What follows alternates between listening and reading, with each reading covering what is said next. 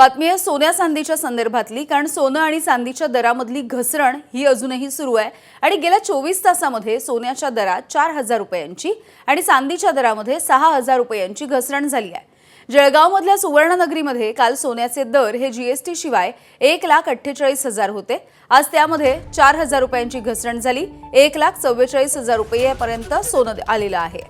चांदीच्या दरामध्ये 6,000ची घसरण झाली आहे, त्यामुळे चांदीचे दर 2,36,000 वरून सध्या 2,30,000 झालेत। युद्धाची तीव्रता अशीच कायम राहिली तर सोनं आणि चांदीच्या दरामध्ये आणखी घसरण होईल असा अंदाज आहे।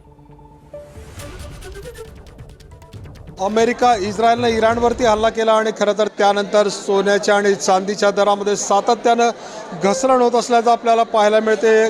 गेल्या 4 दिवसात या घसरणीमध्ये अधिक मोठी वाढ झाल्याचं पाहायला मिळतंय आणि गेल्या आठवडाभराचा जर आपण विचार केला तर सोन्याच्या दरामध्ये 13,000 रुपयांची तर चांदीच्या दरामध्ये 37,000 रुपयांची मोठी घसरण झालेली आहे। गेल्या 24 तासाचा विचार केला तर सोन्यामध्ये 4,000ची आणि चांदीमध्ये जवळजवळ 9,000ची घसरण झालेली आहे आणि खरं तर याच कारणाचा आपण विचार केला तर ग्राहकांना मात्र ही संधी वाटत आहे आणि म्हणून अनेक ग्राहकांनी आज सुवर्णनगरीमध्ये सोनं खरेदीसाठी गर्दी केल्याचं आपल्याला पाहायला मिळतंय। जळगावच्या रतनलाल सिंह बाफना या शोरूममध्ये आपण आहोत। एरवी मागील आठवड्याचा आपण विचार केला तर या ठिकाणी फारशी गर्दी आपल्याला पाहायला मिळत नव्हती, मात्र सोन्याच्या दरात दिवसेंदिवस ज्या पद्धतीमध्ये घसरण होते आहे ही ग्राहकांच्या दृष्टीने फायदेशीर आहे।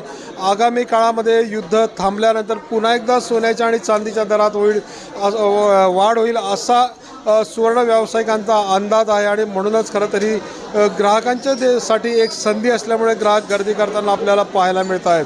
चंद्रशेखर नेवे, एबीपी माझा, जळगाव। एबीपी माझा, उघडा डोळे बघा नीट।